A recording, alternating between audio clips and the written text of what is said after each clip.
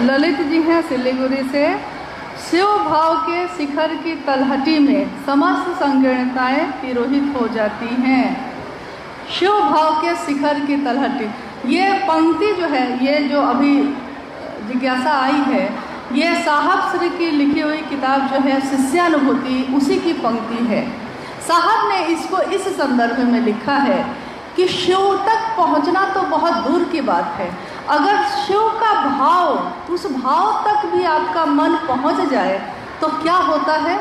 तो उन्होंने लिखा कि शिव भाव के शिखर की तलहटी में ही, जैसे सिलीगुड़ी से जब थोड़ा सा आगे बढ़िएगा तो दार्जिलिंग का जो शिखर आएगा, चोटी यानी पहाड़ की चोटी जो आएगी, उससे बहुत पहले से ही क्या होता है, यहाँ गर्मी लग रही है ना, लेकिन जैसे जैसे आप पहाड़ के नज़दीक होइएगा तो क्या लगने लगता है, क्या लगता है, ठंडी। हाँ देखिए, अभी मन से आप सोच लीजिए ठंडी, तो गर्मी का असर खत्म हो जाएगा, तो ठंडी लगती है। यानी पहाड़ के नज़दीक ही गए हैं, अभी पहाड़ की चोटी पे नहीं गए हैं, लेकिन हमारे मन पे, हमारे शरीर पे उसका असर होने लगता है। तो शिव भाव, शिव के भाव के शिखर तक तो बहुत दूर की बात है, हम अभी नीचे ही तलहटी में ही पहुंचते हैं, बात ही सिर्फ शिव की करने लगते हैं, तो क्या होता है, समस्त संकीर्णताएं तिरोहित हो जाती हैं। समस्त यानी सारी, संकीर्णताएं यानी वो सारी चीज़ें जो हमारे मन को बांटती है, हमको अपने में जकड़ती है। जाति का भान, हम इस जाति के, हम उस जाति के, हम पुरुष, हम स्त्री, हम इस धर्म के, हम इस धर्म के, हम अमीर, वो गरीब, ऐसी अनेक संकीर्णताएं जो हमारे जीवन में हम लोगों को जकड़ी हुई है, जो हम लोग को मुक्त नहीं होने देती, शिव की तरफ नहीं चलने देती, वो सारी संकीर्णताएं क्या होती हैं, सिर्फ आप शिव की बात करते हैं और वो तिरोहित हो जाती हैं।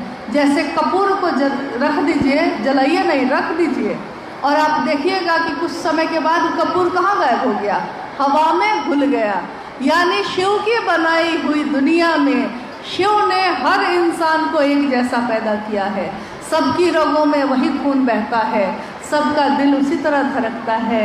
इंसान का मूल मानवीय गुण है प्रेम करना, एक दूसरे के दुख में दुखी होना, सहानुभूति, स्नेह, ममता।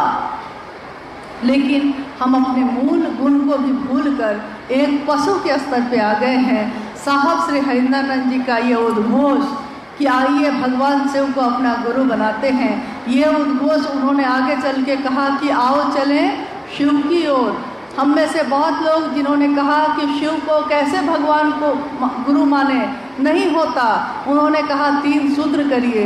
हम कहते हैं कि ये 3 सूत्र भी नहीं होता, उन्होंने कहा कि इसको भी खंड खंड में करिए, हम कहते हैं ये भी नहीं होता। तो उन्होंने कहा, यहाँ हमको नहीं पता, लेकिन बिहार में जिस जगह पे मेरा घर था,